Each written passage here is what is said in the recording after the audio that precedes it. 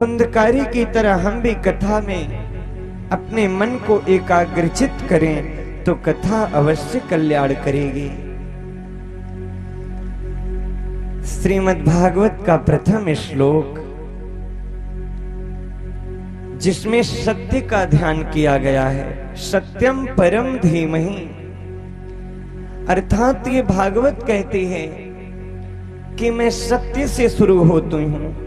अन्यान्य ग्रंथों में किसी ना किसी देवी देव की प्रार्थना स्तुति है, परंतु भागवत एक ऐसा चिन्मय, ऐसा सदमय ग्रंथ है जिसमें किसी देवता की प्रार्थना नहीं है। इसमें सत्य का ध्यान किया गया है, सत्यम परम धीमहि, क्योंकि सत्य में ही सारे देवताओं का वास है। सत्यम नाश शोकम नाशयति धैर्यम। इसलिए भक्तजनों, धैर्य धारण करके व्यक्ति को सत्य का मार्ग ही अपनाना चाहिए।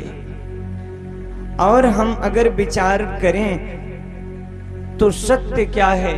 एक राजा था, वो स्वप्न देख रहा है। स्वप्न में वो देखता है उसकी शादी हो गई, बाल गोपाल हुए और उसके बच्चे की मृत्यु हो गई। जब वो जगा तो सच में उसका बेटा मर गया था। लोग रो रहे थे, राजा हंस रहा था। लोगों ने कहा, तेरा बेटा मरा है, तू हंस क्यों रहा है? राजा ने कहा, मैं किस बेटे के लिए रोऊं? इस बेटे के लिए रोऊं या उस स्वप्न वाले बेटे के लिए रोऊं? लोगों ने कहा, यह हकीकत है, वो स्वप्न था। राजा ने कहा, नहीं, स्वप्न दोनों है, फर्क कितना है। एक बंद आंखों का स्वप्न था और एक खुली आंखों का सपना है। तो मोह निशा जग सोव निहारा, देखें स्वप्न अनेक प्रकारा। मोह सकल व्याधिन करी मूला, तिनते पुण्य उपजत बहुशोला। इसलिए भक्तजनों, श्रीमद् भागवत महापुराण में सत्य का ध्यान किया गया और धर्म का वर्णन नहीं है, यहाँ परम धर्म का वर्णन है। सवै पुंसा परा धर्मो यथा भक्ति रुधिच्छजे। धर्म क्या है और परम धर्म क्या है? मैं कल निवेदन किया था, एक शरीर का धर्म है और एक आत्मा का धर्म है। शरीर का धर्म जो होता है, जब तक शरीर है तब तक वो धर्म चलेगा, परंतु आत्मा का जो धर्म है वो चिन्मय होता है, वो सच्चिदानंदमय होता है। श्रीमद् भागवत की ये पावन गाथा हम सुने, ये विषय अलग है। मन में सुनने का मात्र संकल्प ले लें तो भागवत महापुराण में लिखा है कि सद्यो हृदय वरुध्यतीत कृतिभिः शुश्रुभिस्तच्छणात्। ये संकल्प मात्र हुआ, उसी क्षण भागवत महापुराण कहती हैं कि मैं आकर के प्रभु तुम्हारे हृदय में विराजेंगे। यज्ञात गर्जत सप्ताहो सप्ताहो गर्जत व्रतात्। ये भागवत कथा गर्जना कह करके कह रही है कि मैं व्रत से बढ़ करके हूं, मैं तीर्थों से बढ़ करके हूं। किम ब्रूमो तस्य, मैं सबसे बढ़ करके हूं। इसलिए ये विश्वास हो और भागवत में प्रेम हो। अब प्रश्न उठता है, महाराज भागवत प्रकट कहां से हुआ? तो बड़ा सुंदर भाव है, निगम कल्प तरोर गलितम फलम, शुक मुखाद मृत द्रव संयुतम, पिबत भागवतम रसमालयम, मुहुरहो रसिका भुवि भावुका। निगम रूपी वेद का ये सुंदर पका हुआ फल है, निगम कहते हैं वेद को।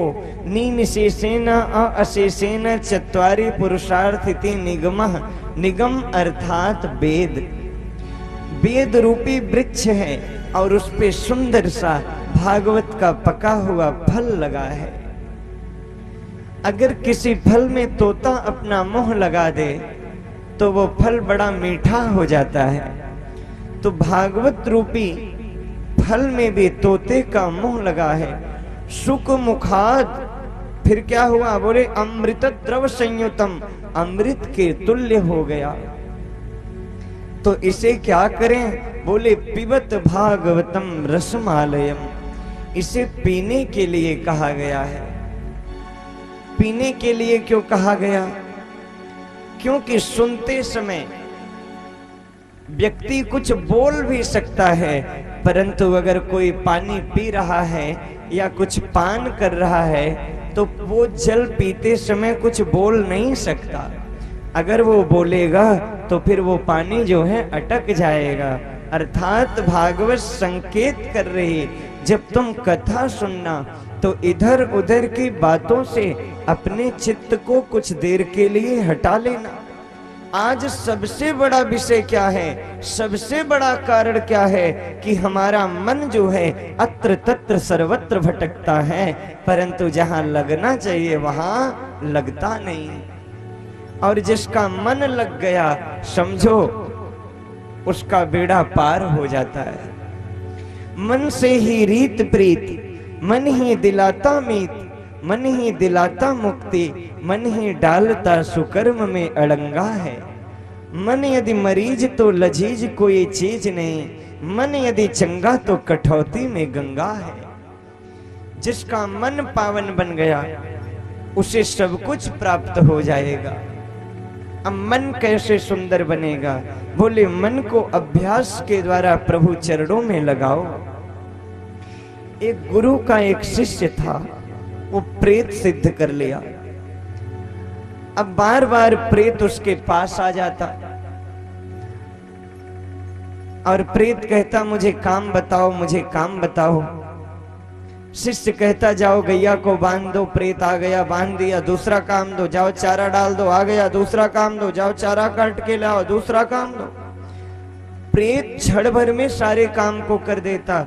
शिष्य बेचारा बड़ा परेशान हो गया, अपने गुरुजी के पास गया। गुरुदेव कोई मार्ग बताओ। गुरुजी ने कहा बेटा एक काम किया कर, जब प्रेत सारा काम कर लेना तो अपने आंगन में एक बांस लगा देना और उससे कहना इसी बांस पे चढ़ और उतर, यही तेरा काम है।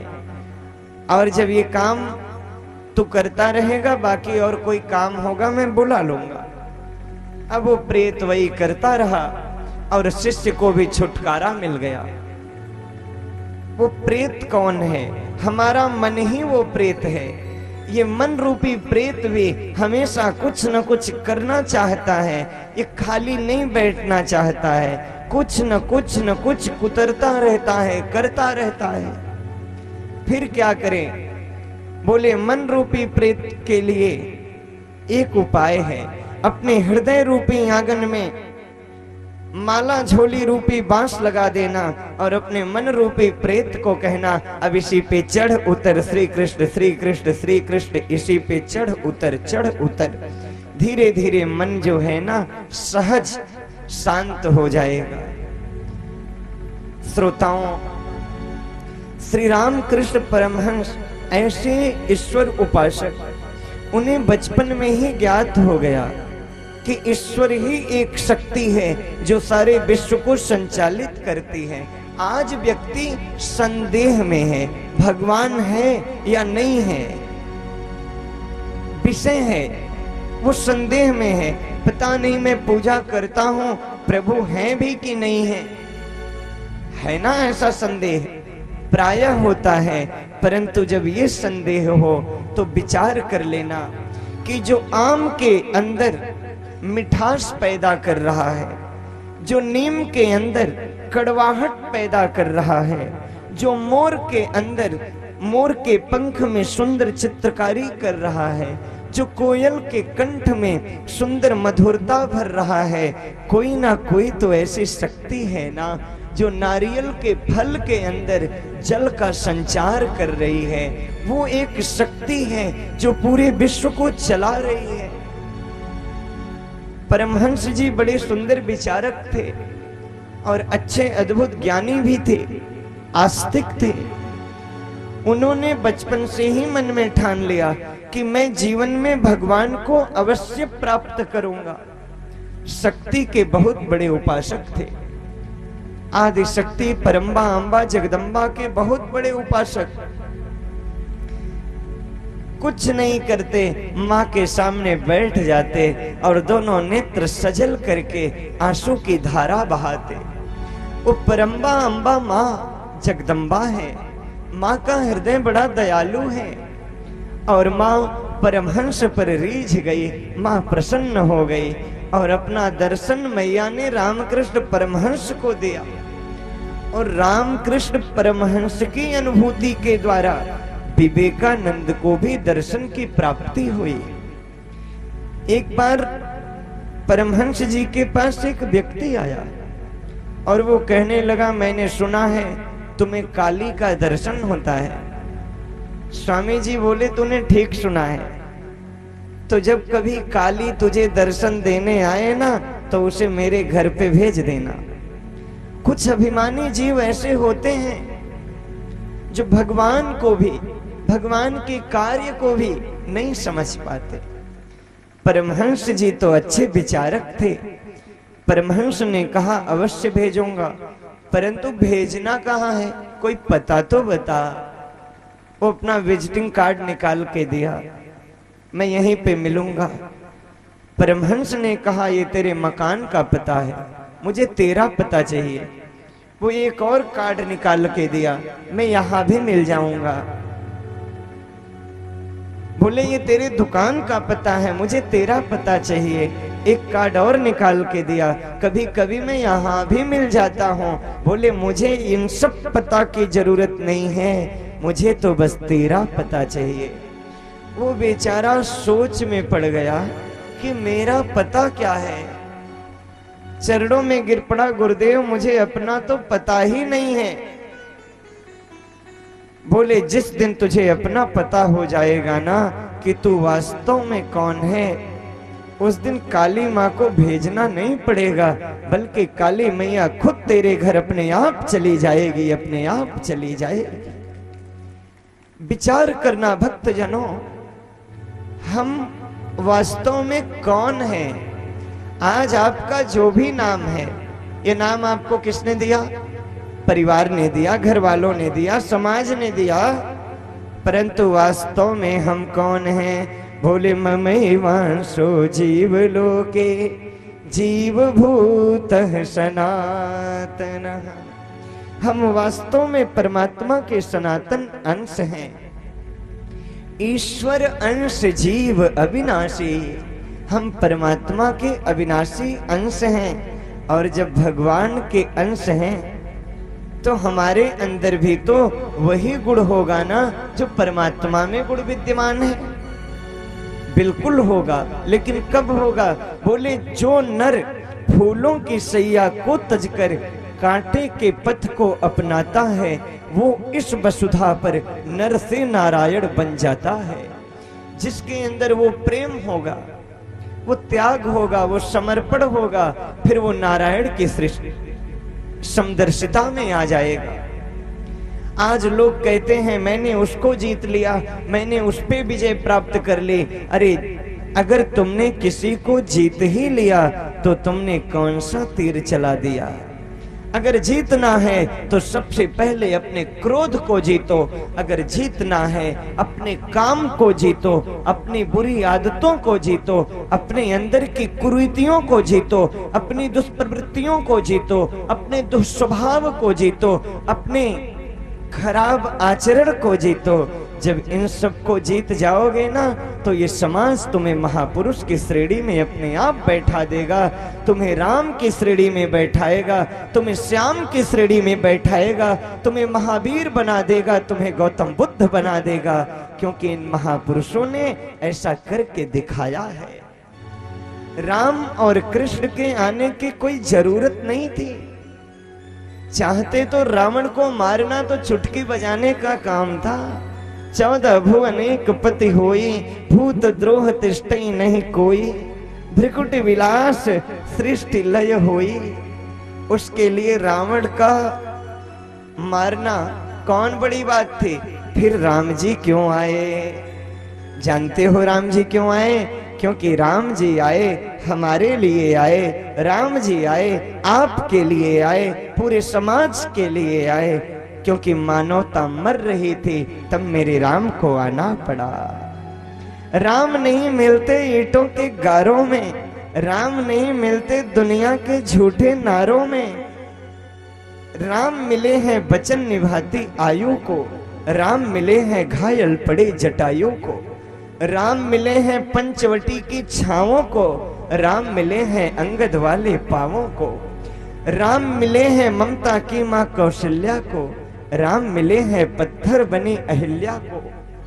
राम नहीं मिलते दुनिया के किसी नगीने में, राम मिले हैं हनुमान के सीने में, राम नहीं मिलते हैं माला के फेरों में, राम मिले हैं सबरी के जूठे बेरों में। उस बेर में ऐसा कौन सा स्वाद था कि जूठा बेर भी राम खा रहे हैं। और लक्ष्मण से कह रहे हैं, हे लक्ष्मण तूने बहुत खिलाए हैं, पर इनसे बढ़कर स्वाद नहीं, पर इनसे बढ़कर स्वाद नहीं, पर इनसे बढ़कर स्वाद नहीं। सीता का परसा भोजन भी देता इतना आनंद नहीं, देता इतना आनंद नहीं, देता इतना आनंद नहीं। कौन ऐसा स्वाद मिल गया राम को उस बेर में कि राम उसकी प्रशंसा करके खा रहे हैं। क्यों? क्योंकि सबरी का वो एक बेर नहीं था भक्तजनों, उसमें उसका प्रेम छुपा हुआ था, और भगवान तो प्रेम से मिलते हैं। उस प्रेम को प्रेम कहें हम क्यों, जिस प्रेम में प्रेम मथा ही ना हो, जिस प्रेम में प्रेम मथा ही ना हो, जिस प्रेम में प्रेम मथा ही ना हो। उस धर्म को धर्म कहें हम क्यों, जिस धर्म में धर्म प्रथा ही ना हो, जिस धर्म में धर्म प्रथा ही ना हो, जिस धर्म में धर्म प्रथा ही ना हो। उस मित्र को मित्र कहें हम क्यों, जिस मित्र में मित्र व्यथा ही ना हो, जिस मित्र में मित्र व्यथा ही ना हो, जिस मित्र में मित्र व्यथा ही ना हो। और सबसे बड़ी बात क्या है, आज आपका गांव धन्य है, हमारे यजमान धन्य है। क्यों? क्योंकि भक्तजनों उस गांव को गांव कहें हम क्यों, जिस गांव में प्रभु की कथा ही ना हो, जिस गांव में प्रभु की कथा ही ना हो, जिस गांव में प्रभु की कथा ही ना हो। श्रोताओं, कथा ही जीवन को सुंदर बनाती है। मित्रता का धर्म कैसे निभाना है, इसीलिए तो मेरे राम और श्याम आए।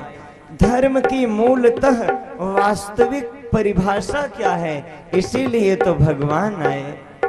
धारयते इति धर्मः, जो धारण करने योग्य है वही धर्म है, और ऐसा धर्म ही वास्तव में श्रेष्ठ होता है।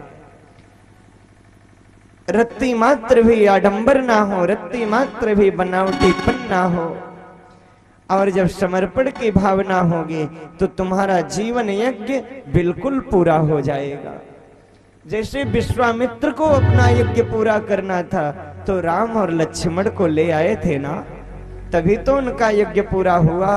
अगर हमें भी अपना जीवन यज्ञ पूरा करना है तो राम और लक्ष्मण को ले आना पड़ेगा। क्यों? क्योंकि राम सत्य के प्रतीक हैं, लक्ष्मण समर्पण के प्रतीक हैं। जीवन में जब सत्य और समर्पण आता है तो जीवन यज्ञ अपने आप पूर्ण हो जाता है। इसलिए भक्तजनों, पिबत भागवतम रसमालयम, भागवत कथा का पान करो। ये सुनने का विषय नहीं, ये तो पीने का विषय है। और पी कौन सकता है? कौन पी सकता है? जिसे प्यास लगी हो। जिसे प्यास ही ना लगी हो उसे कैसा भी पानी ले आके दे दो ना, वो पी नहीं पाएगा, प्रश्न कई कर देगा। कौन सा वाटर है ये? मिनरल है कि आरओ का है? कहां से लाए हो? कि कुएं का भर के लाए हो? इतने प्रश्न क्यों? क्योंकि इन्हें प्यास नहीं है। ईमानदारी से बताना, अगर प्यास होती तो क्या इतना प्रश्न कर पाते? नहीं ना। क्योंकि जब प्यास लगती है तो व्यक्ति तुरंत जल की इच्छा रखता है, जैसा भी हो वो पी जाता है। ठीक उसी तरह जिसे प्यास लगती है ना, कृष्ण भक्ति की प्यास हो, कृष्ण प्रेम की प्यास हो, फिर वो स्वतः स्वीकार कर लेगा। जब प्यास लगती है तो पनघट की याद आती है। जब प्यास लगती है तो पनघट की याद आती है। जब लाज लगती है तब घूंघट की याद आती है। अजीब कहानी है इस जिंदगी की। जब उम्र ढलती है तब भक्ति की याद आती है। जब उम्र ढल जाएगी, तन बूढ़ा हो जाएगा, तब याद आएगी भगवान नाम की चीज है दुनिया में। अब चलो भजन करेंगे। अब कैसे भजन होगा बाबा जी जब तन नहीं साथ दे रहा है? इसलिए मैं प्रायः निवेदन करता हूं, कुम्हार जो मिट्टी के घड़े पे कच्चे में चिन्ह निशान बना देता है, पकने के बाद भी वही निशान बना रहता है। और जब बाद में बनाओगे तो क्या होगा? फूट जाएगा कि नहीं? और मैं कहूं भगवान को हमेशा ताजा फूल चढ़ाना चाहिए, बासी फूल नहीं। तो जो अपना बचपन भगवान को दे दिया उसकी जवानी बड़े आनंद से गुजरती है। जिसने अपनी जवानी भगवान को अर्पण कर दी है उसका बुढ़ापा भी बड़े आनंद से कटता है। इसलिए भक्तजनों, खैर जब जागो तभी सवेरा। जब भी मन में इच्छा आ जाए उसी दिन से जग जाओ। क्योंकि भक्तजनों, जब तक ना तुझे मैं जाना था, हर हुस्न का मैं दीवाना था। जब तुझे मैं जान गया, हर जगह बस तुझे ही पाया। मुझे ये पता चल गया कि श्याम हर जगह तुम ही तुम हो। हाटन में, बाटन में, ईथन में, बीथन में, बागन में, बगीचन में, हर जगह प्रभु तुम ही विराजमान हो। इसलिए भक्तजनों, उसे याद करने का प्रयास करो। और कब वो होगा? बोले जब हृदय रूपी तार कन्हैया से जुड़ेगा तो अवश्य वो मिलेंगे। और जब तक तार नहीं जुड़ेगा तब तक नहीं मिलेंगे। सबसे पहले तो ये अनुभूति हो जाए कि भगवान है। एक पति पत्नी थे, पति नास्तिक था, पत्नी आस्तिक है। पत्नी भगवान की कथा सुनती तो पति उसे डांटता। तो कहाँ जाती है कथा सुनने? बोले कथा सुनने से भगवान मिलते हैं, तो मुझे भगवान को दिखा। अब कोई भगवान को दिखा सकता है क्या? कोई भगवान को दिखा सकता है? अब पत्नी बेचारी क्या करे, शांत हो गई। 2-4 दिन बाद पति के सर में बहुत दर्द हुआ। अब पति कहता मेरा सर दर्द कर रहा है। पत्नी बोली मैं मान ही नहीं सकती कि तुम्हारा सर दर्द कर रहा है। पति ने कहा मान, दर्द कर रहा है। पत्नी बोली कैसे मानो, मुझे दर्द दिखाओ कहाँ कर रहा है।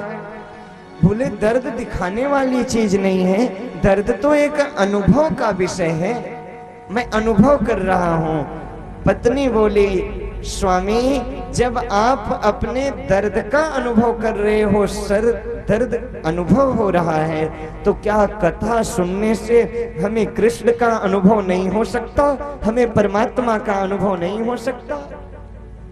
हमारे हाथों में इतने छोटे छोटे कीटाणु हैं जो दिखाई नहीं देते हैं, परंतु इन कीटाणु को देखने के लिए, बैक्टीरिया को देखने के लिए एक यंत्र की जरूरत होती है, और उस यंत्र का क्या नाम है? सूक्ष्मदर्शी यंत्र।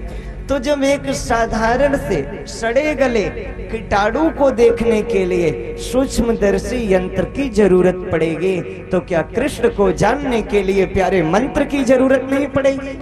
वो मंत्र से मिलेगा। और मंत्र कैसा हो? बोले मंत्र जाप मम दृढ़ विश्वासा, पंचम भगति सुवेद प्रकाशा। मंत्र हो परंतु दृढ़ विश्वास से हो। श्रोताओं, इसलिए ये विचारणीय तथ्य है। हम माने कि परमात्मा है, हम आपसे कहें इस तार को मत छूना, इसमें करंट है, आप कहोगे मैं मान ही नहीं सकता कि इसमें करंट है, तो भैया माध्यम दो है। एक तो होल्डर लगा के, बल्ब लगा के चेक कर लो, पता चलेगा लाइट है, और दूसरा माध्यम है जाके खुद उसे पकड़ लो, पता तो चलेगा परंतु फिर तुम्हारा पता नहीं रहेगा। या तो मानो और या तो फिर स्पर्श करके उसे जानने का प्रयास करो, तब पता चल जाएगा। अगर शास्त्र कहता है, ग्रंथ कहता है कि कृष्ण के तार से तार जोड़ लो तो जोड़ लो, अगर नहीं जोड़ने का मन कर रहा है फिर उसे जानने का खूब प्रयास करो। और ऐसा प्रयास जब हो जाएगा तो तुम खुद सच्चिदानंदमय हो जाओगे, तुम खुद कृष्णमय हो जाओगे। वृंदावन में एक महात्मा थे, बड़ी लंबी लंबी उनकी जटा थी, बहुत बड़ी बड़ी जटा थी, और ऐसा उन्हें प्रभु से प्रेम था। अपना पूरा जीवन उन्होंने ब्रजवास में बिता दिया। एक दिन बाबा जा रहे थे, अचानक उनकी जटा जो है एक झाड़ी से, एक छोटे से कांटे वृक्ष से उलझ गई। अब उलझ गई तो जटा अपने सुलझाए नहीं। लोगों ने कहा बाबा मैं सुलझाऊं, बोले नहीं, जो उलझाया है वही सुलझाएगा। एक दिन बीता, 2 दिन बीते, 10 दिन बीत गए और बाबा बिना खाए पिए वृंदावन के कंकड़ीली पथरीली जमीन पे पड़े हैं, जटा उलझी पड़ी है। ये देख करके परम किशोरी, सरस किशोरी राधा रानी से रहा नहीं गया और कन्हैया से बोली, कन्हैया जाओ बाबा की जटा सुलझा दो। कन्हैया ने कहा बाबा कह रहा है कि जो उलझाया है वही सुलझाएगा, तो मैंने तो नहीं उलझाया। राधा रानी बोली, अरे कन्हैया तुम जाके बाबा की जटा तो सुलझा दो। कन्हैया आए और बाबा से बोले, बाबा मैं आ गया हूँ, मेरी जटा को सुलझा दो, मैं आपकी जटा को सुलझाने आया हूँ। बोले कौन हो तुम? बोले वही जिसने आपकी जटा को उलझाया है, मैं नंद नंदन कृष्ण हूं। संत ने कहा कौन से कृष्ण हो तुम? ये प्रश्न तो कृष्ण के लिए नया था ना, कौन से कृष्ण हो? कन्हैया ने मुस्कुरा के पूछ दिया, बाबा कितने कृष्ण हैं? बाबा ने कहा कृष्ण तो 3 हैं। पहला कृष्ण वो जो वृंदावन में है, और दूसरा कृष्ण मथुरा में है, और तीसरा कृष्ण तो द्वारिका में है। और हम वृंदावन के हैं तो हमें तो वृंदावन वाले से ही प्रेम है, तो वही मेरी जटा को उलझाया है। तुम कौन हो? कन्हैया बोले मैं वृंदावन वाला कृष्ण हूँ। बोले तो वृंदावन वाले कृष्ण हो, मैं कैसे मान लूं कि तुम वृंदावन वाले कृष्ण हो? कन्हैया ने कहा मानना तो पड़ेगा। संत ने कहा मैं तब मानूंगा जब इसका प्रमाण स्वयं आकर के वृषभानु नंदिनी कीर्ति नंदिनी राधा रानी देंगे, तब मैं मानूंगा। कन्हैया ने इशारा किया, आ जाओ। अब राधा रानी भी आ गई और राधा रानी आकर के बाबा के जटा को सुलझा करके अपना हाथ रख दी हाथ सर पे और बोली, बाबा ये वही कन्हैया है। और जैसे राधा रानी का स्पर्श हुआ, संत राधा रानी के चरणों में गिर पड़े और अपने पंच भौतिक शरीर का राधा रानी के चरणों में परित्याग कर दिए। उनका जीवन सफल हो गया। ये कैसे हुआ? क्योंकि इनका तार जुड़ गया था कन्हैया से। अगर आज भी किसी का तार जुड़ जाएगा ना, तो परमात्मा उसे अवश्य मिलेंगे। आइए हम सभी प्रयास करते हैं कि भागवत के माध्यम से हम सभी अपने तार को, मन रूपी तार को कृष्ण रूपी पावर हाउस से जोड़ने का कार्य करें। बड़ा सुंदर भाव है। वो जब मिले तार से तार, क्यों ना मिले कन्हैया। वो जब मिले तार से तार, क्यों ना मिले कन्हैया। वो क्यों ना मिले कन्हैया, क्यों ना मिले कन्हैया, क्यों ना मिले कन्हैया, क्यों ना मिले कन्हैया। वो जब मिले तार से तार, क्यों ना मिले कन्हैया। वो जब मिले तार से तार, क्यों ना मिले कन्हैया। हरि बोल, श्री राधे।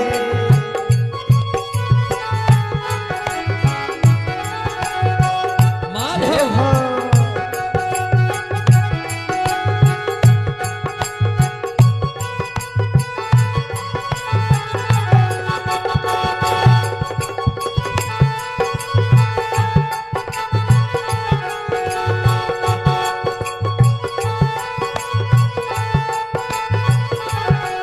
जय हो। माधव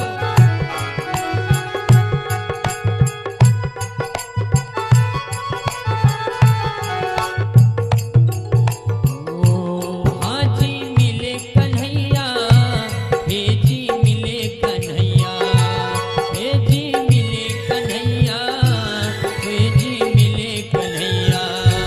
हाँ जब मिले तार से तार, जब मिले तार से तार, क्यों ना मिले कन्हैया।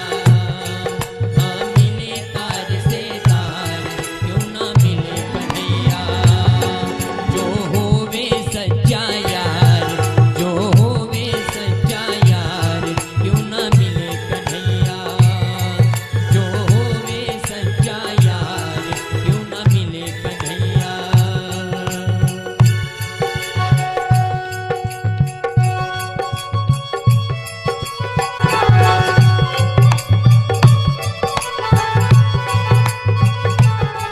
माधव प्यारे जय हो।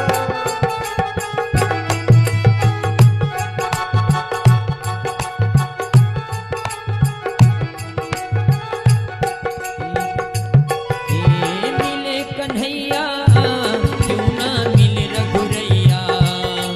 हे मिले कन्हैया, क्यों ना मिले रघुरैया। हाँ मिले दार से दार, क्यों ना मिले कन्हैया। हाँ मिले तार से तार, क्यों ना मिले कन्हैया।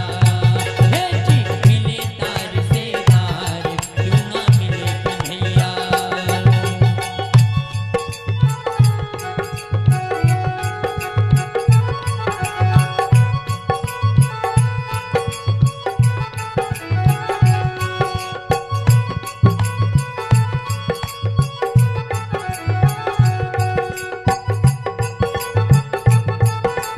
जय हो।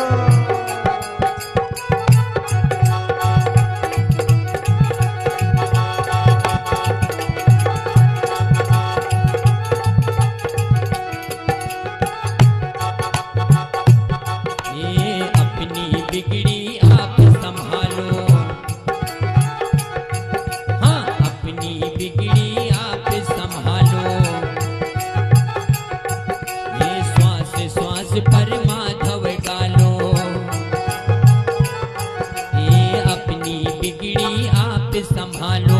श्वास श्वास पर